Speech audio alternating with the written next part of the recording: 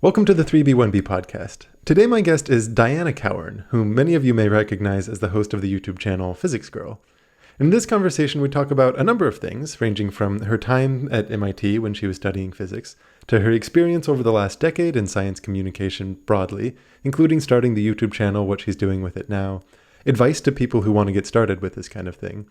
And Dianna has become famous for her almost infectious enthusiasm about what she does and about science in general, and I really think that shines through here. Where I want to cut into the conversation, though, is in talking about her relationship with math, especially when she was growing up in Hawaii. So for context, we'd been chatting about a couple things leading up to that, but I think that's the natural place to kick things off here. Before diving in, though, a brief word from today's sponsor. This episode of the 3B1B podcast is brought to you by Brilliant, a website and app where you can learn various topics in math, computer science, and physics, among other things, through solving problems, rather than just watching or reading lessons. Honestly, I love Brilliant. Back before they were doing promos on YouTube or podcasts or things like that, I was working on a series about calculus, and I reached out to them to see if getting into this game of sponsoring an episode or two was something they might be interested in doing, since I was, and am, a big fan of the do it rather than watch it approach to learning. I also have an appreciation for how hard it is to write effective questions with solid explanations, since that used to be part of my job, and I've always thought that they execute it, well, brilliantly. Recently, they've been upping their game on the interactivity, letting you really touch the math and get a feel for it. You can try it for free if you go to brilliant.org/3b1b, and by following that link, you'll have the option to get 20% off should you choose to get an annual subscription to access their full catalog of courses. Really, if you're in a position to do so right now while you're listening, pop open a new tab and go to brilliant.org/3b1b just to try a problem or two and take a look at the courses available.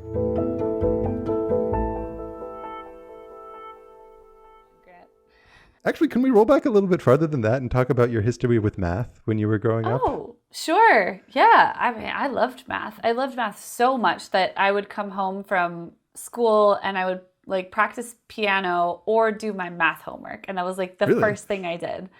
And Yeah. what age are we talking here? I mean, most of my school years. Well, it's like a little 6-year-old Dianna coming and happily adding numbers. I don't remember when I was that old, but imagining, I don't know, middle school through high school, I just loved math. And I pushed really hard to advance in math at my school. It was a tiny private school, and I really, really wanted to take the advanced math classes. So in 6th grade, I pushed hard to take a placement test. And I placed into Algebra 1, which at the time was 9th grade math, when I was in 6th grade. And my school was preschool to 12th. So they had the teachers for it and they had the kids, but they were like, we would have to send her to the high school to take this class. And that was a big deal. And I remember the teacher had a parent-teacher conference, was like, I'm not sure how to teach your daughter because she's a middle school. She's a 6th grade, first year middle schooler. And I'm teaching a high school class. And my mom was like, teach her like any other student. And then I ended up I was not good at history. I was not good at language arts. I was not good at I lost the spelling bee on the first word, but Sabbath, who can spell that? 2 damn B's. But and I was an A student, so I didn't. B's were not my thing. The fact that you still remember that speaks volumes. Also, skipping over your pun because it's just too terrible. It's pretty bad. But I really wanted to skip ahead in math. So I pushed for that really hard, and then I worked up my way up to doing calculus by the time I was a freshman, but they didn't have that at my school. So they had to make a class for 3 of the seniors and me for freshman year when I loved math. Why do you think that was? Why? What sort of set you on that path? I mean, I think partially I guess I was good at it. That's part of it. I feel like the puzzle brain is something that I always had. I was just decently good at math, but I also really enjoyed that kind of thinking. We played a lot of board games where you're having to solve puzzles and do little sort of logic mysteries and things like that. I wish that I had been allowed to play video games, because now that I've gotten into it and I've been playing Zelda. Do you play any video games, Grant? I'm not much of a gamer, but it's so fun. I'm so into video games. Here I am. I know. I don't doubt I would like it. If you came and you were like, "Would you like this cocaine?" I'm like, "It's not that I don't think I would like it." That's exactly what that's exactly the problem. It's so addictive. I could talk about the most depressing part of the pandemic, which involved a lot of video games, but also sprained ankles. So they went hand in hand. But yeah, I think the thing that I love about the Zelda games are all the puzzles. So it's exactly the same. Like, you're just solving these little logic puzzles that have sometimes geometry pieces to it. And math was exactly the same for me as a kid. Do you think younger siblings have more of an advantage when it comes to math? I've never considered that, but Well, the reason I ask is I was reading a blog post that you wrote, I think for PBS or something like that, where you were talking about your mom tutoring both you and your older sister. Not so much tutoring, just kind of being engaged, and how it was just easier to teach you both the same lesson. So she would teach what was for your older sister and you, which meant by default you're a couple years ahead. What was funny is that actually resonated a ton with me, because my dad would do a similar thing with me and my older brother, and just kind of teach us the same thing, because you're all there. You're not going to separate the lessons for the two kids. Yeah. And so by default, I would just be learning the same things that he was. And then that gets you in this positive feedback loop where, like, you're better than your peers, not because you're smarter, but just because you happened to be doing it at home. Right. And then because you're better at it, you kind of like it, because kids like to be good at things. Mm-hmm. And then you get that flywheel going. And before you know it, you're in 6th grade, testing into high school level math. Yeah, data set of 2. I think right here we've determined that younger siblings have an advantage. Maybe a better part of the question would be, do you feel like that feedback cycle was part of why you were running with it, or was it a pure love back then? Probably. Although I don't know, it's hard to say what exactly it was about my upbringing was so encouraging to get into math and science. But because my dad's a tree farmer and my mom owned a bed and breakfast.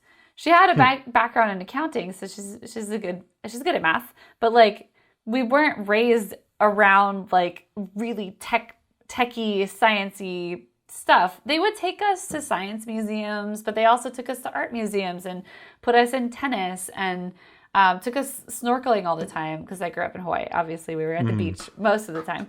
But I think I remember going into my 1st grade class and telling my teacher, I think we were learning about atoms, actually. Like, we were learning like what we're made of in 1st grade, which is cool. It's pretty early. We're like, you're made of cells, and those are made of something called molecules. Those are made of something called atoms. Like, I think we got to there. And then I was like, what are atoms made of? And I went home, asked my dad, and he's like, well, there's subatomic particles. There's something called an electron that goes around the nucleus with the protons and the neutrons.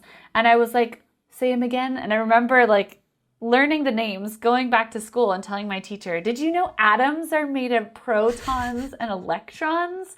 And fortunately, my teacher wasn't like, okay, you little know-it-all brat. She was like, oh, good job. Because I could have gotten, I think, a lot throughout my childhood. I could have gotten the attitude like, okay, you know-it-all brat. I think I was very much like that as a kid.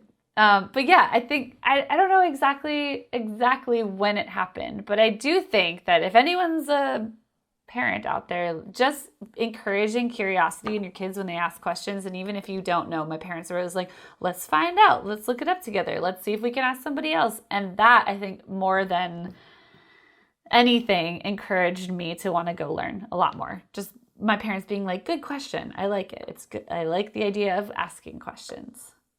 So if you were with like a 9th grader or 10th grader right now who had fallen a little bit behind in math and science, or for whatever reason, it's like, I just don't like this stuff. Yeah. The thing that you would do would be to try to evoke questions from them and really positively reward good questions.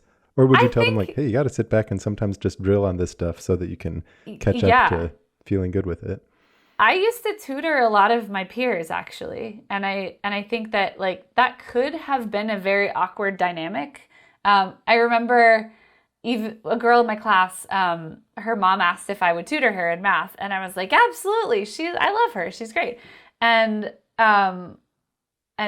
they kept wanting to pay me. This is a totally irrelevant detail of the story, but I remember we needed community service credits Okay, at my sure. school. So I was like, I'll take community service credits.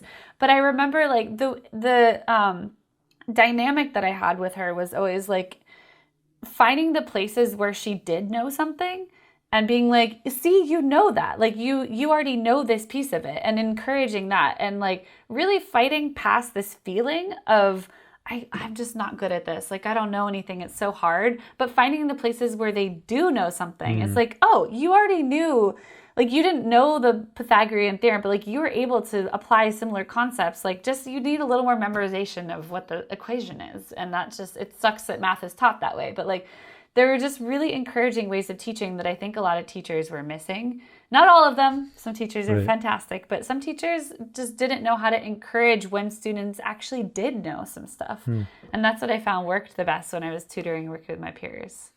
Is that a solvable problem in your mind? Like if you could wave a magic wand and do a little bit of different teacher training or something like that, is there a thing you imagine could be changed? Or is it just a function of a non-one-on-one environment where teachers have a billion things to deal with and sometimes you can't evoke those individual questions from that one student who's in the back who's not self-identifying as liking it right now? Are you asking me to sin right now and criticize teachers? I'm just asking your sincere thoughts here. Like, sometimes there's low-hanging fruit. Sometimes there's fundamental problems. What category do you think this falls in? I think, I think teachers have so many challenges on their plate that like you or I could never even understand because we're not in the classroom every day with these kids. And it's like, and now that I'm an adult and I know how much I can't even handle my own problems, I cannot imagine being in a classroom with so many hormones. I cannot fathom. But I do think that more encouragement and more positivity could go a long way from teachers. I think that oftentimes there's a lot more focus on the material itself rather than like these human beings that you're helping shape and how much they really need encouragement, and sometimes to be challenged, sometimes to be like disciplined, sometimes like other things. But I think that was, in my experience tutoring and like doing some of this remedial stuff where stuff was missing, I think that the tutorees, the students that I worked with the best, were the ones where like I was able to encourage them and make them feel a little bit better and have more confidence in their own math skills. And then we're able to help themselves work better on the material. Hold on one second. I have to plug my computer in, which I totally forgot to do. By all means. Now I've really made it like a Zoom call because... Oh yeah, technical issue. One of us goes out. We'll just leave it all in so it's authentic. Yeah. What do you think? Do you think that is there something specific that you would wave the magic wand and change about math teaching? Oh man, I asked the question and I don't even have a good answer in my own mind. I mean, so kind of a fundamental issue is that there's not great incentives to become a teacher in the first place. And the people who do become are often awesome. And it's actually incredible how awesome teachers can be, given how few incentives there are to go in that direction. And there's a couple ways you could have the incentives. Yeah, one is resources. Also just cultural recognition. You know, I've heard that in Japan, the salaries of teachers aren't that different than in America. But culturally, it's got a lot more oomph to it to say that you're a teacher, and a lot more respect that carries. And, you know, culture is, I was going to say culture is cheap, but it's actually sometimes much harder to change. But it doesn't mean reallocating a budget. It can just mean that teacher praise actually goes a long way. Or what you want is that a parent feels extremely proud when their child wants to be a teacher, right? They say, what do you want to be when you grow up? They're like, I want to be a teacher. They're like, that is the best thing you could have said. Yeah. One of my interns right now is so talented at web development and like could easily just like start a company or get employed wherever he wants and stuff. But one of the most, I don't want to say heartwarming because that's almost condescending, but it genuinely is. One of the most heartwarming things that comes out when you talk to him is that he says, I will become a math teacher. Like, I just really want to be an elementary school math teacher. That's definitely what I'm going to do at some point. Amazing. Yeah. So how do you get it such that there's more people like that? That's not a tactical answer because, okay, sure, you want to say, you know, get a stronger talent pool or people who are genuinely passionate about math being the ones that are in the math classroom. Yeah. But then what do they actually do? I think it's kind of cutting to your point, which is that it's often less about the material itself and more about the relationship that the explainer up there has with the material? I feel like a lot of the best teachers I had, well, since I grew up in Hawaii, a lot of, the salary of the teachers didn't match the cost of living so well there. So a lot of the best teachers that I had were almost like retirees. And that's what I could sort of imagine for myself is I just don't think the lifestyle that I enjoy and want. I love living near the ocean and getting to surf all the time. It's not cheap living near the ocean. So having a teacher's salary wouldn't allow something like that unless, I were in retirement age and already sort of had my life established where I want to be. That's so true. One of the best teachers in my high school, it basically is his retirement gig after doing investment banking. He moved to Park City, and he's like, I'm just going to live in the mountains, teach Chinese every other day. And, everyone loved him. That's not the subject I expected from an investment banker. But you know what? People surprise you. We do business travel and things like that. True. Good point. I mean, I will move on more to you and your story, but just because it was in my mind of what magic wands should be waved for education. I'm really bought into the idea that if you could have self-paced math education, that a student doesn't move past a point until they actually understand it, rather than saying, through this year, you will go through third grade math. Through this year, you will go through fourth grade math. And just kind of pushing them all in one cohort. I don't know how to do it. I mean, there's schools that experiment with it, like the Khan Lab School. It's so hard to read from those experiments, though, because there's so many different factors that determine what kind of students are enrolled in them, that they're sort of destined for success because of how exceptional their circumstances are, that their parents are trying out this weird thing. But in principle, if we could somehow get it such that classrooms are genuinely flipped, such that you actually have a more project driven, you're doing things based on the pace that you're determining as a student rather than what lesson happens to be there today. I'll give you a perfect example, actually, because it relates to a mutual friend of ours, Jabril, your former editor, both of our friends. There was one day that Jabril came to me.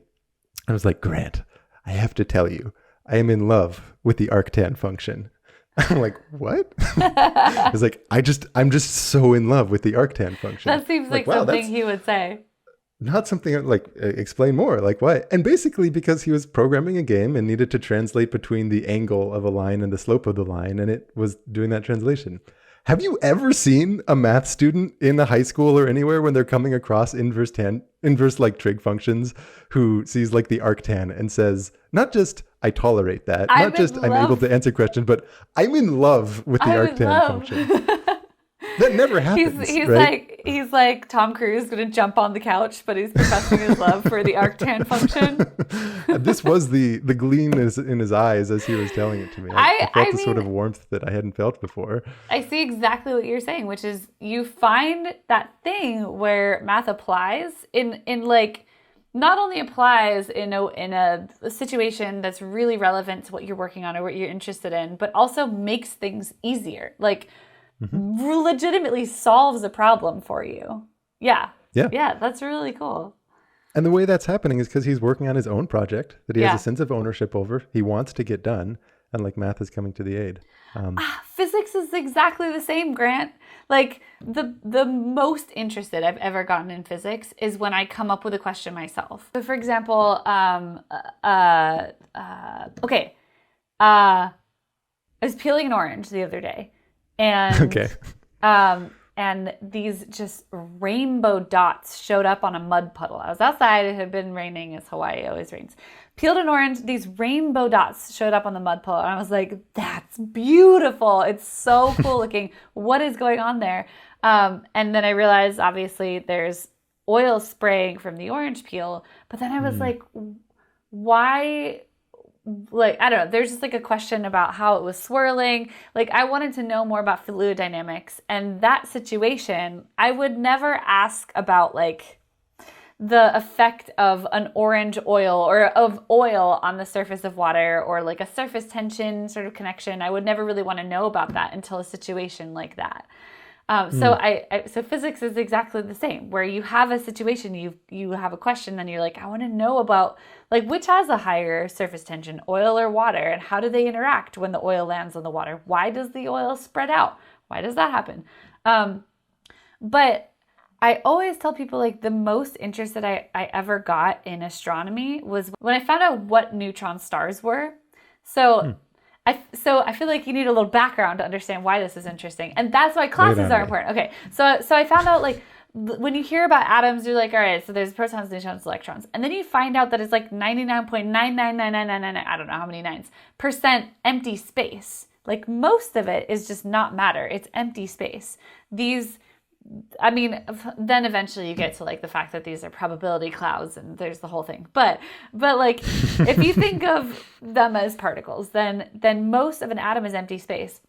But then you talk about a neutron star, and actually all the neutrons are so close that they're effectively touching. It's not quite touching because it's like they can't be in the same, it's the whole thing. They can't be the same state. It's like more of a math thing than it is a physical thing, but they're essentially touching, and that blew my mind. But I needed to get to the point of understanding that most of atoms is empty space first. Like you have to take the classes first to get to a certain understanding to then asking more questions. So I guess I've sort of contradicted myself where like you go explore the real world and you find really interesting things to ask about and you want to learn science that way. But then also you get some really cool tools through taking classes and through getting further in science. So you have to have this sort of back and forth. I don't think you have to have 100% of the questions you ask in a science class are motivated because you were outside peeling oranges by a mud puddle. I think it's like, really, you just need a small handful such that like you as the student kind of trust that that's what your science and math classes are doing for you. They're giving you the tools to understand genuine questions. I mean, you could probably just have 5 genuine questions in a year, and that's going to be enough to fuel the motivation to like actually want to learn what they're teaching you in the science class, what they're teaching you in the math class. I mean, the number of rabbit holes people go down on the internet because they find one question that motivates all these others. Like I think that you hold on to one deep question and it can motivate learning for quite a long time. So let's fast forward a little bit. You're young Dianna. You do really well in your small high school. We can talk all about like whether being at a small kind of off on an island environment might have been better than if you were like in a big city. But you do well. You end up at MIT. You're studying physics. Is studying physics at MIT scratching that same itch of kind of answering questions of how the world works? Does it have you excited? Is it more of a slog than you expected? Like, what was that experience like? MIT was so, it was so hard. It was so soul crushing and so inspiring all at the same time. Like you're around the smartest people you've ever been around. And I was a small school. I was not even the valedictorian of my school. So I wasn't the smartest kid, but I was like, as far as math. Were you salutatorian? I was salutatorian. So was I. Salutatorian. Yes! Yeah. I was very sad about it at the time, too. Well, but my condolences. I've moved on. Clearly. But yeah, I think like I was used to a competitive spirit in academics, and I was used to like, being the top in my math class and so forth. And then I got to MIT and I was like, oh my God, these kids are so advanced. They know so much. They're so smart. Like I took my first coding class at MIT, but like the kids there had been coding since they were 5. Like everyone was really advanced. They'd been winning like the International Physics Olympiads and International Math Olympiads. So it's all of those kids and then me. And I cried a lot the first week. And I like called home and I was like, Mom, I can't do this.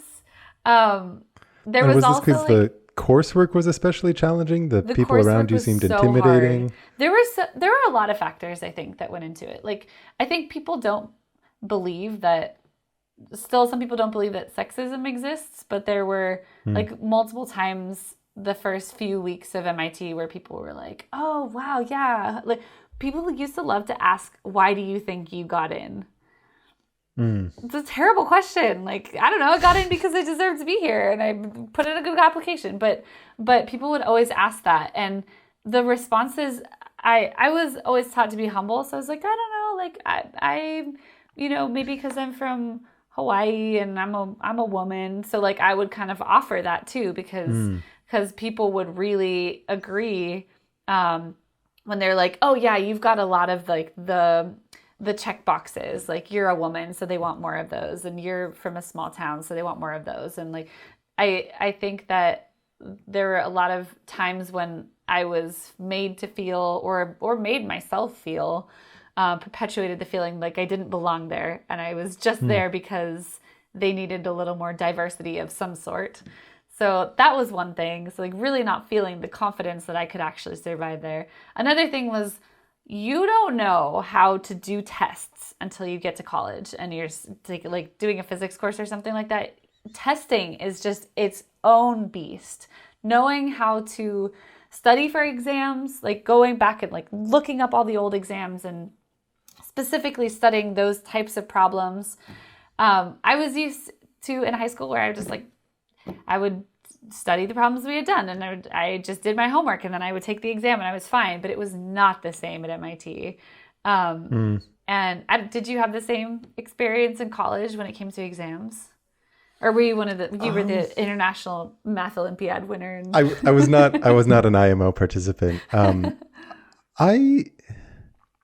won't lie. I did have, it wasn't like a incredibly hard experience for the first couple of years. So I did have a little bit of maybe good fortune in that way. Like definitely it's hard and you like working all the time. But I think I kind of came in with a little bit of a gung-ho on, I was just like so nerdy and like genuinely wanted to learn the math. Yeah. And the math classes that I was taking was like for the people who were like really nerdy about it and like going to be math majors. And so there were like other IMO participants like in there that at first is really intimidating because they solve problems and I don't know how to solve those problems. Yep. But there was maybe something encouraging about the fact that a lot of the kids that really seem like, oh, look at me, like look at what I can do. When you peel back a little layer, you realize they're struggling just as hard. Yeah. At Stanford, there was this common sentiment that we called what did we call it?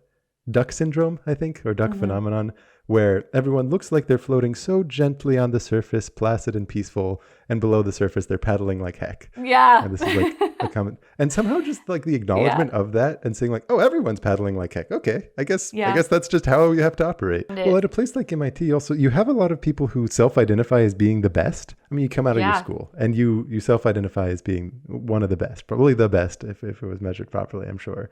And everyone else coming there has that same feeling.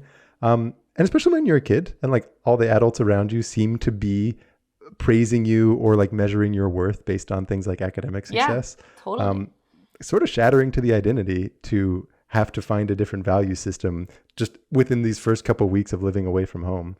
I am still struggling with that. And I think that's one of the things I wish that my academic community and my parental or whoever raised me, my parents did, but like also all the adults around me, I wish that they had taught me to come up with a value system that wasn't the default given value system. It wasn't, oh, good job, you got an A. Like, oh, here's a certificate for like the highest grade on the math test for the year. Here's like all the academic awards that they gave, all the grades that they gave. That's useless for me finding my own purpose and enjoyment in life now. And I think, that's my biggest struggle these days, and what I wish I had gotten more. It's interesting you point that out as a struggle because, like, clearly, demonstrably, you actually did shake free of that set of value system because you ended up starting this YouTube channel and doing a weird, different thing that was based on intrinsic motivation, something a little bit more artistic. Yeah, definitely not fitting into that classic academic mold. So, but now I'm Yeah. served on a silver, or I guess gold, I don't know where my gold play button is, but a golden platter. Here's the measure of your success, and it's in the numbers of your subscribers. Thanks, everyone. But that didn't exist when you were deciding to pursue that. Like at some point between your freshman year as a physics grad and then when you're actually starting Physics Girl and saying, I'm going to pursue this seriously. Yeah. At some point, your value system must have shifted to appreciating a more uncarved path in life. I think that I always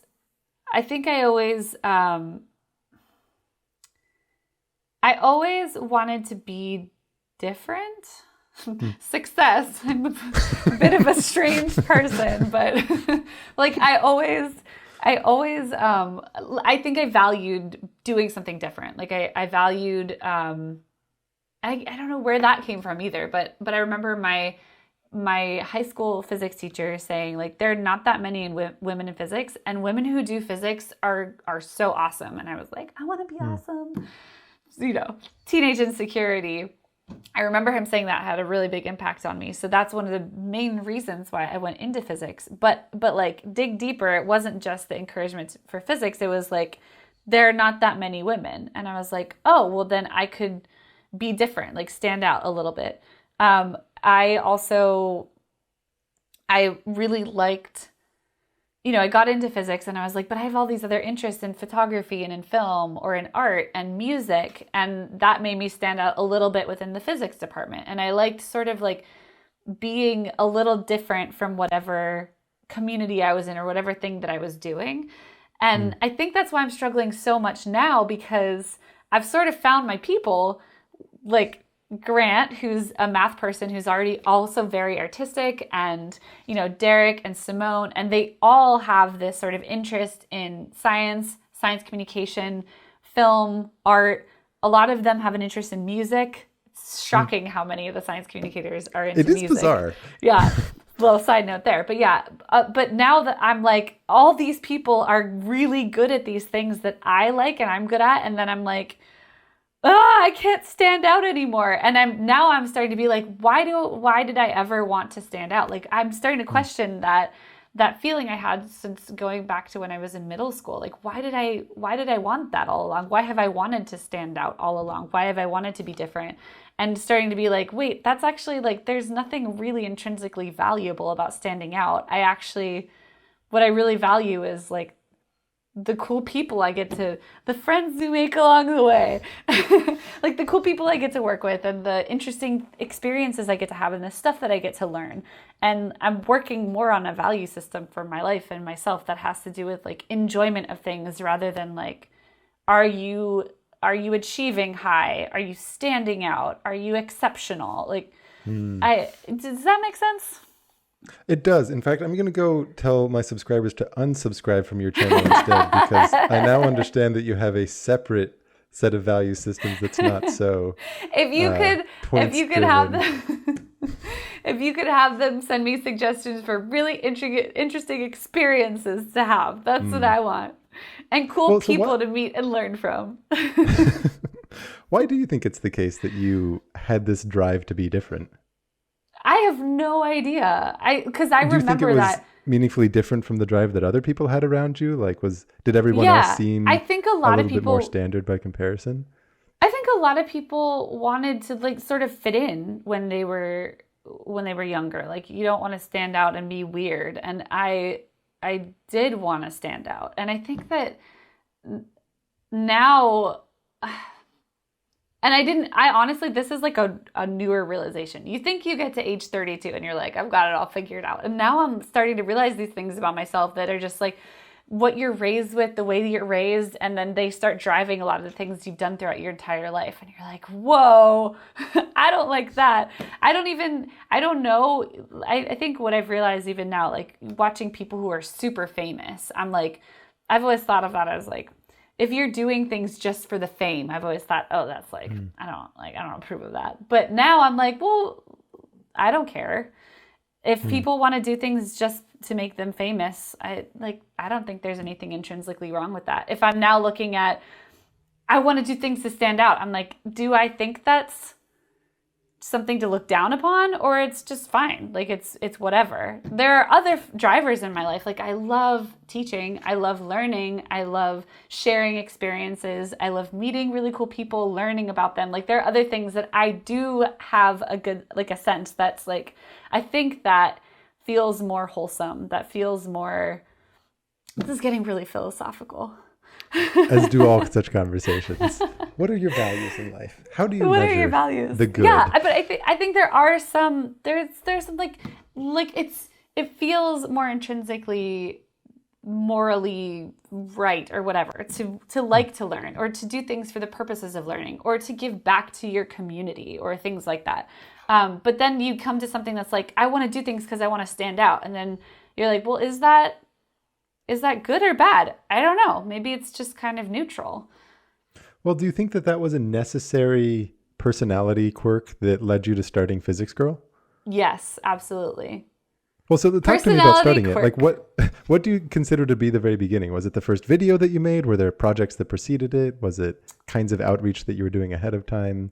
Yeah, and I should clarify, like, I feel like I'm getting so self-conscious now and embarrassed. Like, I didn't start my channel because I wanted to stand out. I got into science something we all can empathize with. Like, I feel the same thing. I mean, you kind of want to do something different. You want to carve your own path. That's not a problem at all. I think that's more what it is like, I saw the scientists doing like science, and then I saw, people making media, doing media. And I was like, I want to do science media, which I saw some people doing, but really not that many.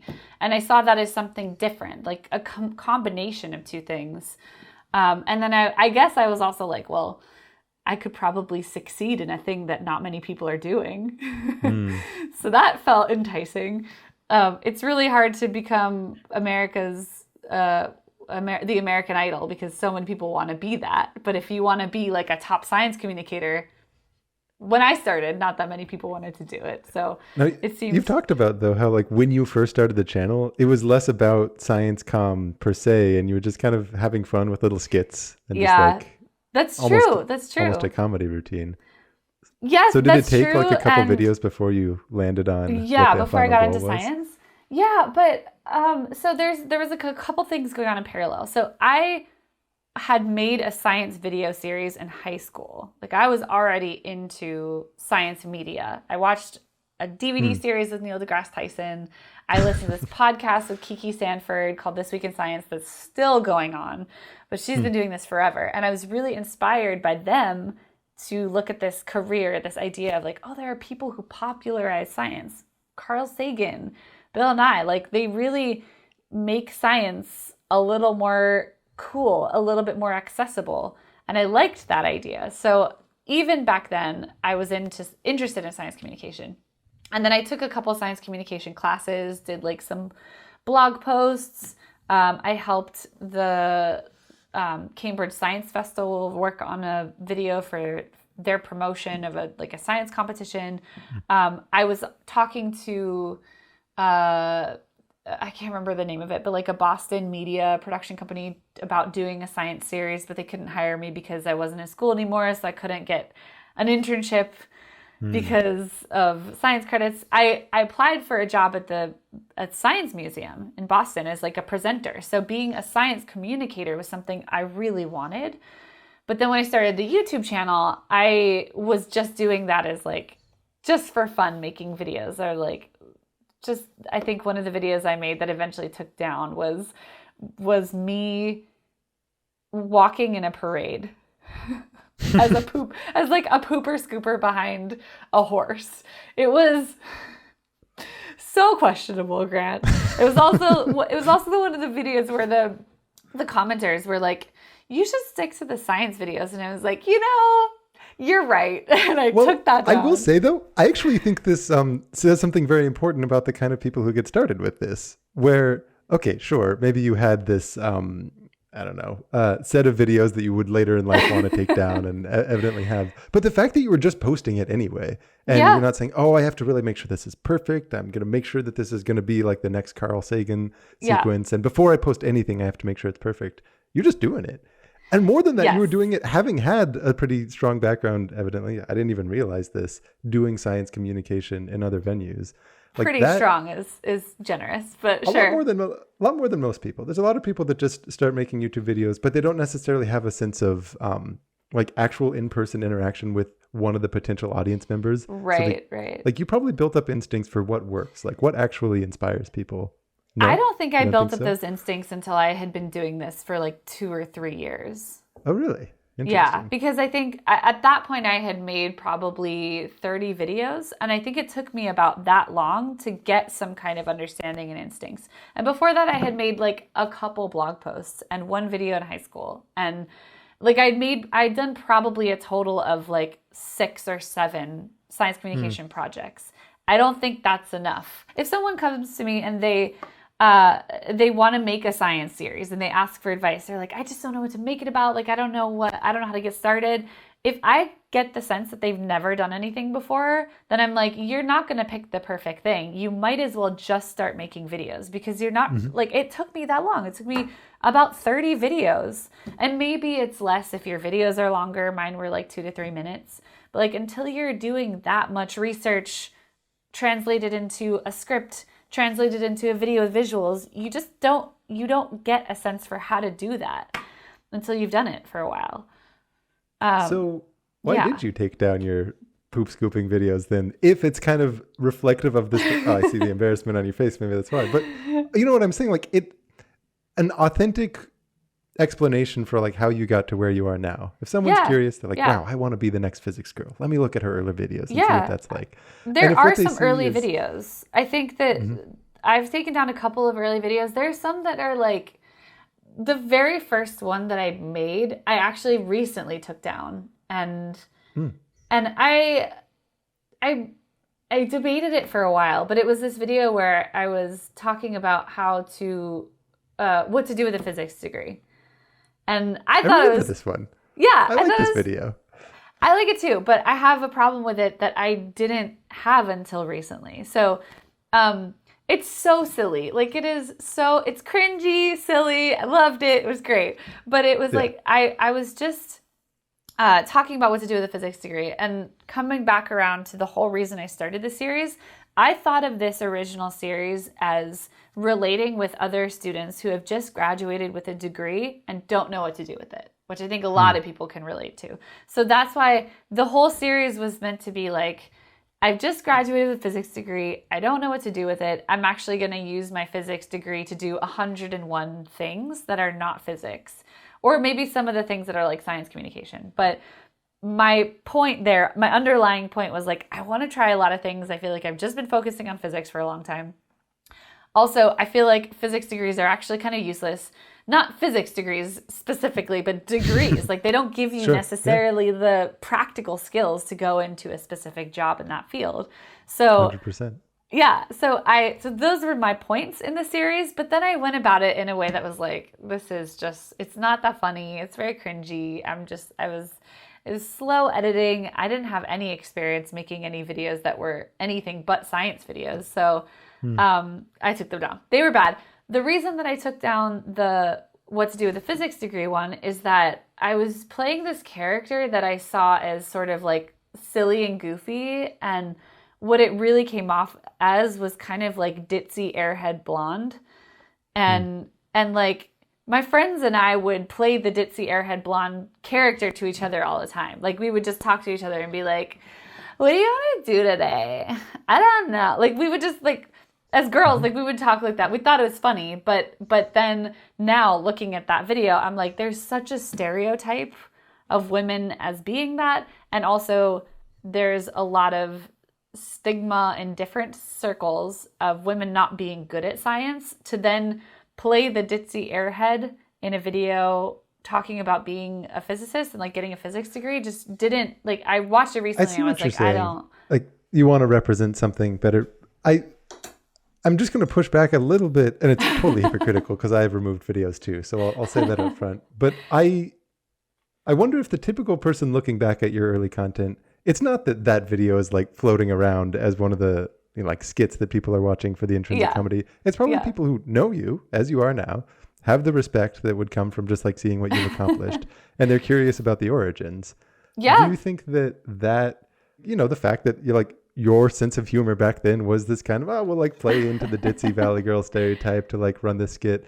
It's just a little bit more of an honest reflection of like, yes, this was a kind of sense of humor that I had at the origins. Read into that what you will about what that might have said about my views of women in science or what have you. But that was me then. This is me now. Draw your own conclusions. I think there were specifics, Grant, that were like a little cringy. I was like, I don't really have any skills. Like, I can sing a high C.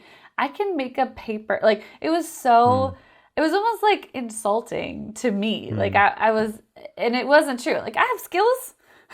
Yeah. They're very different than the skills that I had back then. But it was, I don't know. I think that there are other videos. Like you can go see the video where I put on a top hat and a mustache and I teach you how to pull a clicky pen spring out of a clicky pen, and it's very silly and goofy. It has the same sense of humor. It's just not like offensively ditzy. I think there's just some things that are like, I'm certainly like, I know there are other YouTubers who have left the platform for offensive videos that they've put up and they're regretting. Mine's not to that level. Like I don't think there's anyone specific who would go watch that and would be like, I'm offended. Like no particular group is going to be like, this was offensive to us. I think it was almost just like offensive to me and other women in physics that are like, we're just as capable. We're just as smart. And I was playing up like, I don't have any skills. Blah, blah, blah. What I meant to be playing up was like, you get out of a physics degree and you don't have any practical skills. But I think what ended up getting played up, like the way that I wasn't an actress. I'm not an actress still. Even if I made that video today, I don't think it would be any better. It's just like, no, it's not going back up. I'm not saying that it should. The broader point, though, is that the kind of person who just gets started with these things evidently puts up stuff that later they might not feel proud of. So if that's a barrier to someone, they feel like it has to be perfect. Like knowing that that's the origin of everyone. Like I have removed the second video that I made. I put up the first 3 videos in one. Why did you remove the second one, but not the first one? Okay, so the first one I made, it was like this intuition for why e to the pi I equals -1. And I've spoken about this elsewhere, but I basically pattern matched in a way that was wrong off of existing YouTube, where I spoke really fast. And so I worked hard to like tighten the script to be the most information dense, like as a satisfying puzzle, just this information dense core of what I wanted to say. And then I spoke through it probably a little bit faster than is the natural sound of speech. And I also had a lot more that I wanted to say on it. So I had a follow-on video that was about complex derivatives, the derivatives of complex functions. They like hammered down the details of what was a vague intuition in that video. And I continued doing the same thing. Now, the problem was the first video, which I have left up, it's like fast and it's kind of uncomfortable because it's hard to know what's going on and whatnot. The one after, it's basically so terrible in terms of being able to understand what's going on that I thought it may actually do more harm than good for someone, especially later on when I started making videos that were more targeted at like, oh, I'm doing a series on calculus that maybe someone who's taking a calculus class would find helpful, or I'm doing like a series on such and such that a student there might find helpful. If hopefully they do find it helpful. Let's say they're poking around the channel, and it's hard to know when you're consuming math as a lesson, whether it's supposed to be hard or easy. And if you have someone where the narrator is talking to you as if it's easy, like, oh, look, this is the easy way to understand like complex derivatives, or like the easy way to understand e to the pi I. Almost and like you're literally incomprehensible. Like, what does that do for your self-esteem if you're coming in without the most confidence in the first place? I do not like that person. And I know that it's not a personality trait or a person specifically, but the people who are like, this is so easy. And I know so many of them within physics, and I know that's not you. So I get why you would not want that attitude. My point was, I think it might have, it sort of maybe was a little bit more so than I wanted it to be. And so, it's unlisted, and like, I could throw a link to it somewhere as like here's the backstory if someone wants to know like, how terrible things are when you start. That makes sense.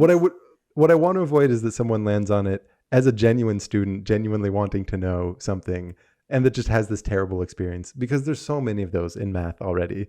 And it felt like like that was contributing to the problem. I think that makes sense. I also like when you mentioned pattern matching to the other YouTubers that are around, like that happens a lot. I think that's something everybody goes through when they start a channel. And did you pattern match off of anyone? Oh, absolutely. I don't even know who, probably Derek.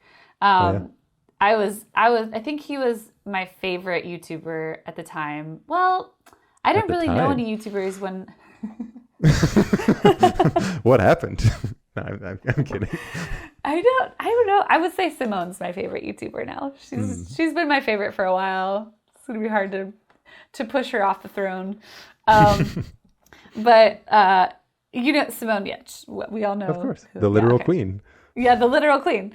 So Yeah, I did that. I pattern matched, but more than that, I actually I started off kind of being a little more myself. Like I was very weird. I was very bubbly, very I think that I was a better conversationalist than I was a speaker or performer. Like I would go up and just ask a lot of questions. Like if I were to meet you today, Grant, if me at age 22 or whatever were to meet you today, I'd be like, oh my gosh, it's so cool to meet you. Like, can I ask you a question? Like, how did you get started with your channel? I really want to know. Like, it would come off like that. And my videos were a little bit more like that. They were very excited and very bubbly, but people did not like that. They were like, this is just not serious enough for my taste for science content. So then there's some videos you can see where I'm so subdued. It's like an oscillating, dampening function. I would love, okay. I wish I could pull this up for an example. Got a ketamine shot before you started filming. I would love to be able to pull this up for an example, but it's a video why the universe is flat or something like that. I was also making more like why Diana's personality is flat. Why Diana has lost all personality. No, go on.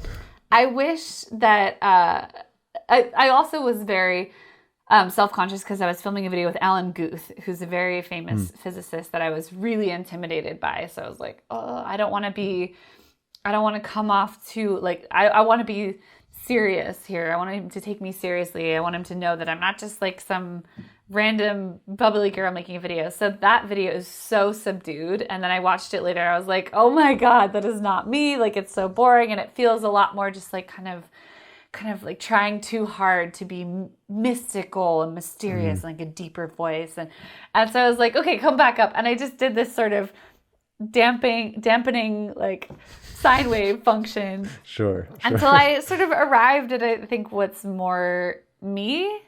And well, the thing about you, authentically you, is that you are absurdly enthusiastic. This is one thing I feel like I have to learn over and over again about people who I see on YouTube and then I meet in person in some way. They're not faking it. No, that is who they are. Yeah. I remember this with Michael Stevens, for example, where you watch his videos and you think, okay, this guy can't be for real, right? He's got this very quirky ways, explaining things very deeply, but also in this kind of bizarre, no one is that sincerely curious about. No, but he is. How much of the earth you can see. The very first time I ever met him, there was no oh, hi, I'm Michael, I'm Grant or something. I just walked in and was like, oh, hey, I was just thinking about how much of a sphere you can see depending on how far away you are.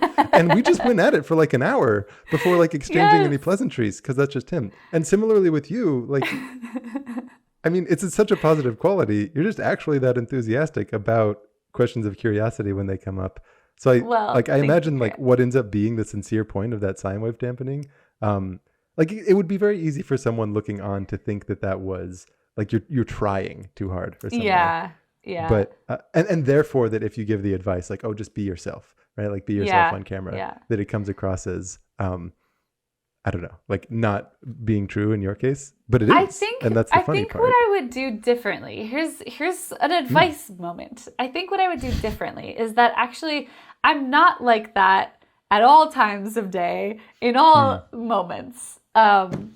In fact, I was very subdued 2 weeks ago when I was experiencing some Mexican food from Mexico. So, for example, in a moment like that, I was not bubbly. But I think what I would do is either try to show the enthusiasm and express it in one of two ways. So either I would try to film in the moment of learning something or in the moment of discovering something. If at all possible, film it in the moment. Feel oh my God, I saw this thing. And you're getting the genuine curiosity. Or I would recall, being honest, I saw this thing last week, retelling the story. And I think that's what I didn't quite get at the beginning of my videos is was trying to recreate for the camera exactly what I was going through in that moment. So that first version where you're what's something that I've discovered recently?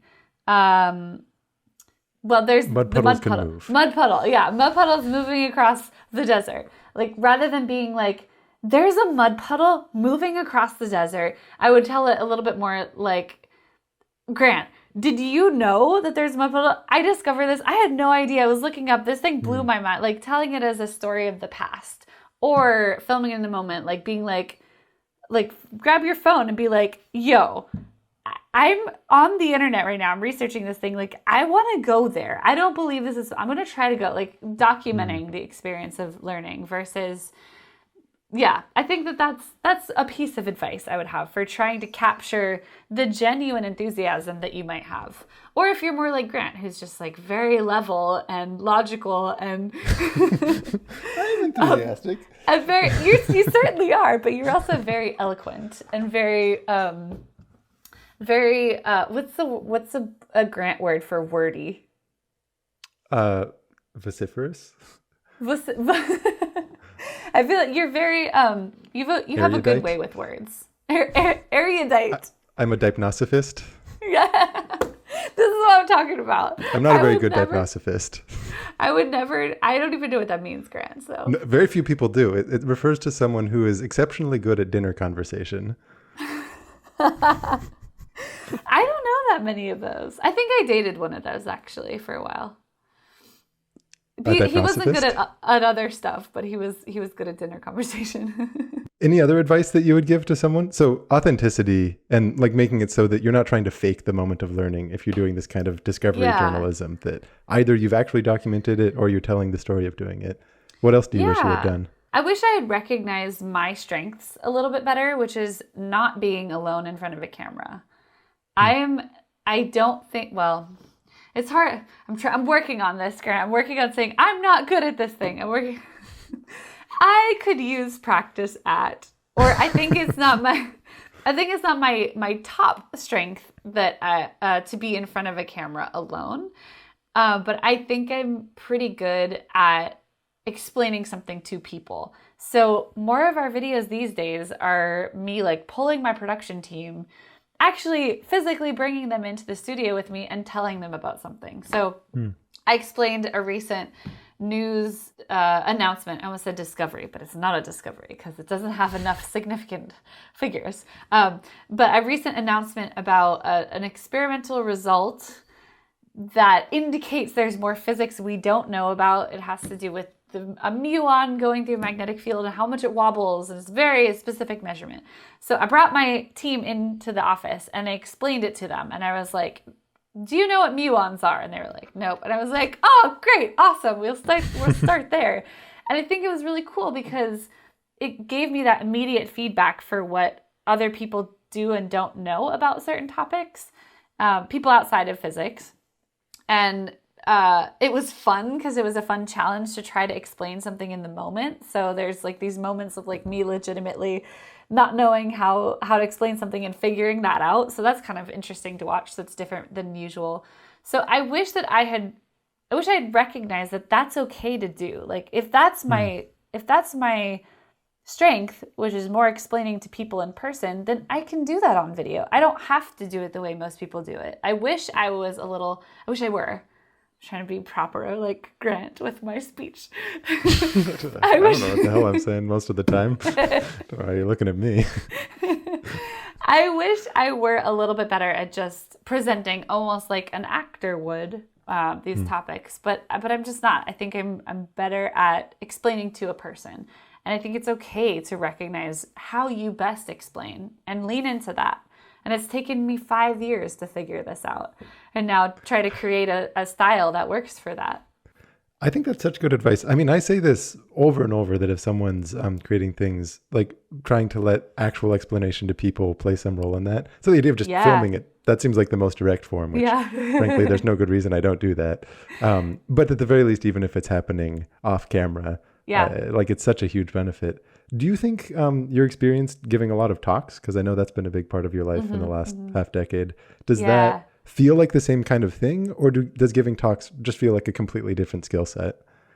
I feel like they're starting to cross over now that I've been giving talks and explaining stuff in front of the camera for my team. But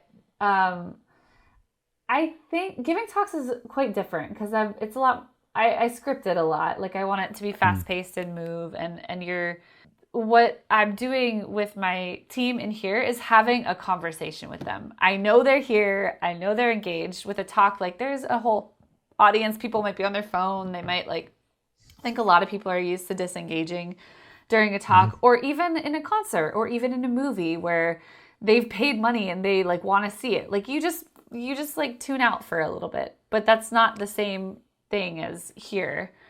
Do you ever try to do things to make talks interactive, like actually get something more conversational? I do. Yeah. I mean, what kind of I'll tricks have do you people. have? I have people come up and I'll ask them if they've heard of a thing, and I do a lot of experiments. I'll ask the audience to vote on things. I will often have people like I'll ask a question, open-ended question. I'm like, I'm pausing my talk. I know like I'm getting paid for this, but I'm going to turn it on you and make you guys discuss amongst yourselves and then give me some answers. So I'll do things like that. I obviously I don't even know what kind of questions I ask because I haven't been able to do a talk like that in a while. Have you done remote talks during the pandemic, or have you just kind of put a halt on it? Yeah, It's so awkward. I hate it. I love it. Oh, God. No. Actually, you know why I love it? Because I have my production team in here and I sort of interact with them. And you just talk with them. That's so genius. Oh, maybe I should do that. I think giving remote talks, I'm giving one tomorrow morning, which actually will be fun. But like, by and large, it's so awkward because you like say it can be. Like, did that land? You ask a question of the audience, you like ask a question. Very few people respond very hard. I found like in a Zoom context.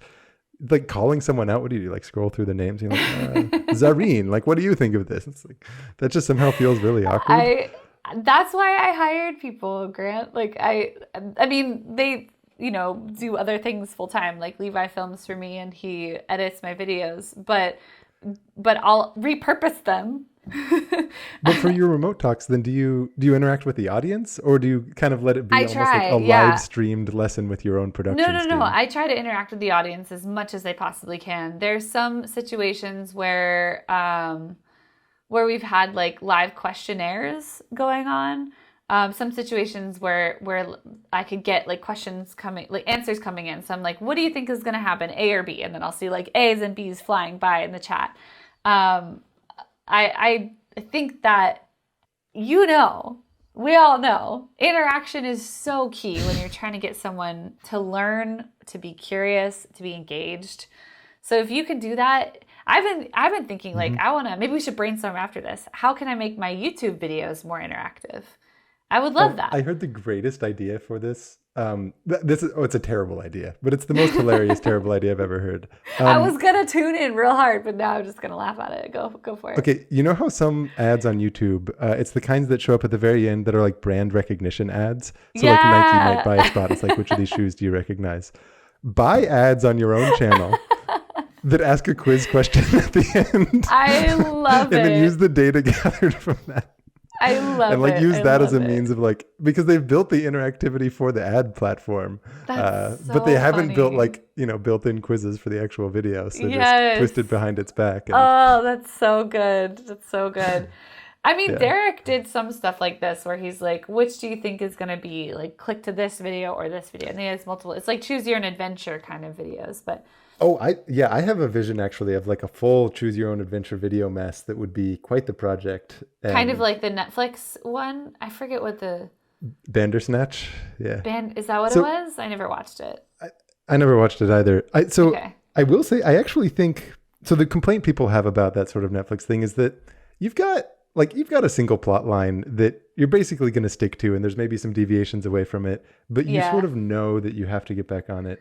What I would love to do is try to like authentically show the creative nature of a proof, right? Take some fact that you want to prove, and rather than it being like, here's the start, here's the end, here's the path in between, you're like, while you're trying to prove this, there are so many decisions you could make, and they actually might lead to different proofs. So the creative path, not a proof that it's been a long time since I've touched math proofs. So for us, let's say like the Pythagorean theorem, I think would be a beautiful example. Are you talking about like just step-by-step walking through proof how they would have in a classroom? Or you're talking about like, I'm Pythagoras, I'm trying to come up with this proof for the first time?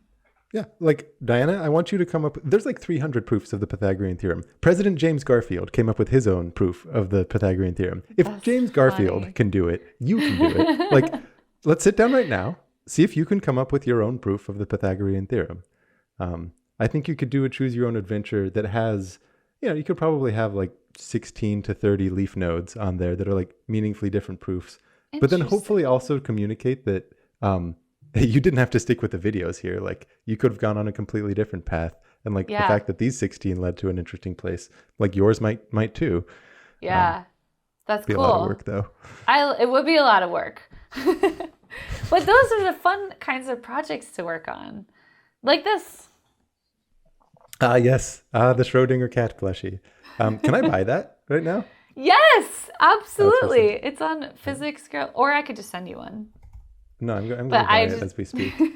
Physics Girl on DFTBA. Because you sent me a pie, so I owe you one, is really what's going on. Or did I buy that? I can't remember anymore. No, you did. You bought it. I remember this. You bought that pie plushie from the stand the DFTBA was running at VidCon. Oh, that's right. No, yeah, you can go ahead and buy this then. Yeah, go ahead. Is that you sent me like a selfie of you and the pie creature and John Green, because we had like just met, and I don't know. Yeah. There's a recent text history, and it was like the highlight of my life because I'm like a big John Green fan. I had like never met him. I like see this creature that I had designed. He's I'm a like big fan of yours too. So there you go. Yeah, and so like that was actually a very memorable. So we have proof in my memory, at least, circumstantial evidence that you bought it. So I'm just going to add this to the cart now. That sounds familiar. Oh my gosh, you're buying it right now. That's adorable. I wonder if this is still, if I just like click the info of our text messages. Oh my gosh, there it is. You're so right. Because we haven't sent many. Oh my gosh, we haven't sent many texts to each other. So there's John Green. Oh man. Me and the pie character. As if that's not already my phone background. Like you need to send it to me again. You have one of those like digital photo frames. You have one of those digital photo frames. Oh yeah, and it's it's right. Just me. Just on the just out of shot right now. It's supposed to rotate through photos, but it's actually just me and John Green. It's just you and John Green. Yeah, that's pretty much how it goes. I'll take a picture of me. Who are you a fan of these days? Oh, honestly, Derek has been killing it. Okay, I'll take a picture of me with my cat and Derek, and we'll send that to you. Great. No, we got to do a full circle where do I find Simone and like get a picture with the cat? Like, who are you a fan of? Who are you a fan of who you've never met? Actually, that's going to be a much harder question. I mean, not YouTuber, but there's this comedian, this like Irish comedian named Aisling B, who I am just in love with. I think she's so funny. Actually, while I've deviated from substantive questions about your history and creation and things like that. I don't know if this conversation was going to be interesting to anyone. This has been really fun for us, but that does not mean interesting for the audience. But I've really enjoyed myself. This is why we edit things. I give this, out of dead or alive, I give this conversation alive. Oh, great. This is a whole new feature on the podcast then at the very end, dead or alive. Various different features. How are you feeling? All right, Dianna. TikTok, dead or alive? TikTok? Yeah. We're on a new segment. Oh, wait, what? Dead, TikTok sure. as a platform, as a technology, as a place that creators can engage with. I get it. Alive. Yeah. I get it. Snapchat, dead or alive? Oh, dead. Yeah. Reaction videos, dead or alive? Dead. Long form videos, like explainers that are 25 minutes or longer? I mean, I wish dead, but like I'm gonna put halfway because like they're alive, but I wish they were dead. Your relationship with PBS. Did you just because you actually make long form like 25 minutes? No. Genuine question, actually. Like what? I mean, what do you think? Some people make really good 25-minute long explainer videos. Destin makes a killer. Smart Every Day makes a killer explainer video.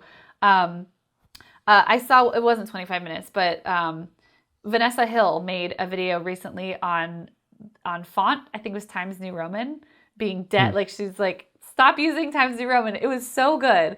But but I think that most people who are doing those like 25-minute long, anyway, my relationship with PBS. Enough. For those who are not watching, she just flipped to the dead side of the cat. I'm going to stay alive for my relationship with PBS because though I left them, we still have a good relationship. I actually reached out to PBS, believe it or not, when I was sort of starting things and trying to look for, it's a little bit of a long story, but when I was trying to look for ways that I might be able to make it work. I will say, so the videos were sponsored by PBS. So that gave me the stability of knowing like, we agreed on a set schedule for when the videos would be done and go out. I often pushed it back because either something was going on in my life I couldn't handle or needed to hire a new editor or another opportunity came up. So that's honestly why I left, was because I had this set schedule with them and it was like, I made the schedule. They agreed. They were always so flexible. I'm like, okay, this is the schedule. They're like, sounds good, sign. But then I was like, I want it to be, actually, I want to drag it out and push the videos back. And I just felt like this constant guilt. Like I keep pushing back the video deadlines and like nobody ever cared. Everybody was so cool to work with there. But I felt like if a big opportunity came up, I worked on another YouTube original last year with David Blaine, which was crazy and so fun. But that was happening toward the end of the PBS series, and so I just had to scramble to finish a video on the deadline there too, and I probably turned it in late. I don't remember. But there was a constant like me being like, can we push back the deadlines? And then being like, well, we'll see if we can work it out. And then usually being very, very accommodating. Do you think now that you're more independent, you're going to miss deadlines? I still have them. Okay, great. For sponsors. Question answered. Yeah, fair point. Yeah. Okay. Do you think it's healthy to have deadlines? Do you enjoy that that's a forcing function to get things done? Do you wish you could live a life with zero deadlines? I did not have any deadlines for the mud puddle video, and I loved working on that video. So, and we took quite a while to make it. Like it took a month, and it shouldn't take me a month to make that video. But I think that one of the things I feel like I'm catching up on right now is like creative refresh or just like looking at how I've made videos in the past or redoing the style. And I think that that's something I didn't give myself time to do within the schedule at PBS. And I mean that when I say I didn't give myself time to do, like I set the schedule and then I had to stick to it because it was deadlines for them. So what insights have come out of this creative refresh? What do you find yourself wanting to change about future videos that wasn't part of the past? There's so many interesting ways to approach storytelling and like science communication through telling a story that I just would love to play with and explore. And I never valued that. I know that sounds crazy, but when I first started making these videos, I was like, oh, a short explainer. That's it. That's all there is. Like, that's what I want to do. And I'm going to be honest, there's some video. Should I say? Yes, you should. I think he'll never hear this, but I didn't like VSauce's videos as much as I liked Veritasium's videos early on because I was like, well, Veritasium is just explaining the topics better. And that's all I saw there was. Like, I just saw explaining a topic well. Like, that's what there was, and that's what I wanted to do. Now I see Michael's videos, and I'm like, oh my God, they're so good. I feel like that was okay to say. That I didn't like them before, but... What you're asking is whether it's okay to say that you now love a certain kind of video. No, that's really fair. I actually have the same relationship with VSauce. Like I actually remember being really weirded out by it at first. I'm like, what is this like weird way of talking? And like there's some sort of inside joke that I'm not in on. And it took a little bit before I guess was bought in. And then once you're in the world and you like actually see how he's thinking about constructing something start to end, and taking you're like, holy crap, this is an incredibly well written piece of work. And I think I saw it. I was like coming in with my own judgments and expectations of the videos, and I was looking for a normal science communication video, which before that I saw as just like kind of some of like Derek's older stuff where he's explaining angular momentum or something. And you just explain it. If you explain it well, you use good demonstrations to explain it. That's good video. But now, now I see Derek is making incredible videos now as well. And I think he's improved and changed his storytelling, and I'm very impressed.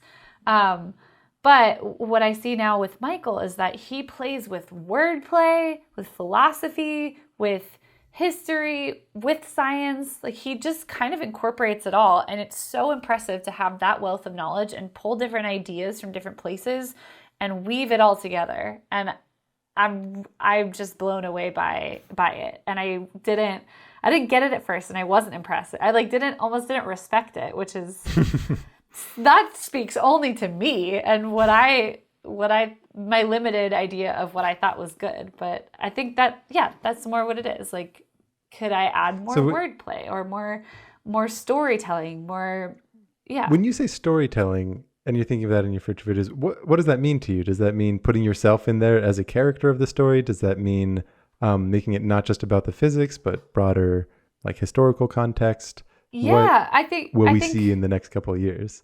I think that I started exploring this when I started a series that I would love to keep going with, but have not been. But I would like to continue, called Everyday Mysteries, where I find some little phenomenon. So, for example, one of the Everyday Mysteries one was blowing into a tube and discovering singing into a tube, sorry. You sing into a tube and you discover that if you try to sing the resonant frequency of the tube, you just cannot. Have I tried this with you? Oh, you did? Yeah. It was a very weird feeling. You were in the video, weren't you? I think, I don't remember if you, but I do remember being at your house and trying to sing this note. Because you were there filming at my house. That's right. Yeah. Oh my God. I'm like explaining this to you. This is how bad my memory is. I told you, and then I proved it so hardcore that I didn't explaining this experiment to you that you were literally in the video for. Anyway. You're explaining it to the audience. I'm not offended in the slightest. I've already forgotten that I purchased your plushie. How would you remember these things? Like I said, it was much more memorable for me than it should have been to anyone there. I should have remembered that I edited your face into my video, and like people were like, "That's you probably hired an editor for that." I think I was working with Jabril at that time. Oh, so, call back to Jabril. So Everyday Mysteries, and the idea I had for that is like you discover this thing and then you want to learn about science through almost like you would a murder mystery. You look for clues and you find what's going on through the clues. So I think like that's a way of storytelling. And I think you could also look back at the way we've discovered everything we know in that way as well. So I'm working on a video right now about the universe expanding. So rather than just talking about the amazing things we know about the universe expanding, I went to the observatory. Sorry, go on. Maybe terrible jokes. Tell me, why are you expanding? Describe your childhood. I did some acid. I asked the universe why it's expanding. I did not do that. I did some acid. I switched this cat back and forth. I also did not do that. Anyway, great, you're distracting me. So I went to the observatory where they discovered not only that the universe is expanding, but they discovered that there is a universe. So we didn't know that there were galaxies outside of our galaxy until the early 1900s. And Hubble discovered that. Wow, I didn't really realize that. I guess. Yeah. How did they discover it? They just a close enough look at Andromeda? No, it was actually looking at a super bright star, and they thought it was a supernova, I think. I've filmed all this stuff for this video like a month and a half ago. So they were looking at what they thought was a supernova, but it turned out to be a variable star. Because they're taking like continual pictures of the sky, and this thing got really bright and then dimmed, and they were like, oh, okay, a supernova. And then you see this super famous plate, like photographic plate from Hubble, where he crossed it out and he wrote VAR, VAR, exclamation point. And he wrote it directly on the photographic plate. That's why it's so famous, because he realized in that moment, this is not a supernova, it's a variable star. And what that meant was that the luminosity that we were getting, so like how bright the star, was wrong, which meant it was way further away than they thought it was. So, wait, that's so like a variable star has a much brighter. I don't know. I'm getting some of the details wrong, because now that I'm thinking about it, I'm thinking the same thing as you. Don't ask too many questions, Grant. I haven't made the video yet, so I don't remember. I think it was that he thought it was maybe it's that he thought it was a nebula, but it turned, I don't know. I don't remember what he thought it was, but I know eventually he discovered that it was a variable star, not whatever they thought it was before. So therefore it was further away than they originally thought.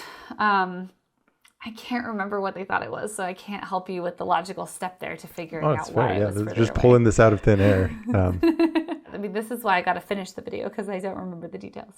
So that meant that there are obviously things way further away than we originally thought, which means they must be outside of our galaxy, which means there must be other galaxies. And they didn't know that before. Interesting. That loosely reminds me of like our arguments that the ancient Greeks made for why the universe had to, or the world, whatever you want to call, like the extent of this cosmos, had to be geocentric. Like it was actually a lot more sophisticated than I thought. Where you usually think, oh, those dumb ancients, they just thought that the Earth is the center because it feels like it's holding still, and like that's the only reasoning. But there were people who were heliocentric that tried to argue for the fact that the Earth was orbiting around the sun among the ancient Greeks. But the counter argument is actually really sophisticated. Basically, they said the constellations would then change because of parallax. Like when the Earth is in the summer on one side of the sun, then it moves such a far distance to be on the other side of the sun. You would be in a different position, so you'd see the stars from a different angle, and the constellation should look a little different because of parallax. Yeah. And essentially, they said to not see parallax, the stars would have to be like so far away. It would be insane how far away they'd have to be. Therefore, they must be geocentric. Of course, it turns out that the stars are just insanely far away, but it was so much farther than seemed reasonable at that time. And so like those sort of realizations where it's actually hard to tell how far something is, but one clever bit of logic tells you how far it must be. Like the fact that can echo through history to the point where Hubble is like scribbling his insight that is based on that significance on the plate. I didn't know that story. That's super interesting. That just like, I'm just stuck thinking about like the distance between stars in the sky, like the distance away from us, and just how incredibly far away they must be. And I can imagine being one of those scientists. I think that's the kind of storytelling I'm interested in these days, is like put yourself in the shoes, like in the mindset of these people living hundreds and hundreds of years ago, the limited amount of knowledge that they had. Not that they were dumb, just like they didn't have the instruments that we have. They didn't have the years. They figured out how far away the moon was, and they didn't even have an accurate value for pi. But they were like calculating this stuff. Yeah, much less. They didn't have clean water or sewage. And yet they still know like the radius of the moon. And like, that's insane to me. Yeah, it's incredible. It's incredible. So like, I think that is also really interesting and really fascinating, is showing the process of curiosity for all of these people. For not just us now, us looking at something like, how does that work? And then discovering it through like my Googling. Like, how much am I cheating that I like have a question and I freaking pull up the knowledge of the entire world of 7 billion people? I'm cheating so hardcore when I'm like, so I should be showing the stories of these people. I wish there were more women that I could show, but I should be showing the stories of these people who are working with way less knowledge and are so creative in their solutions, because I think that's the most interesting thing about science, is how I think I regret not getting a degree in mechanical engineering. And the reason I didn't take mechanical engineering classes was because I thought that they were too easy compared to physics. But now I recognize mechanical engineers are just way more creative. They just take all the science and stuff and they turn it into cool ideas and solutions. And I think that is what I admire these days. That's what I like, the stories I like telling these days, the creative solutions to things. And that's what you did as an early scientist, is you're just super creative in coming up with a solution for how to answer a question. Well, if that's the kind of ethos that's going to underlie the rest of your content, I feel like the rest of us can just look forward to it. Ah.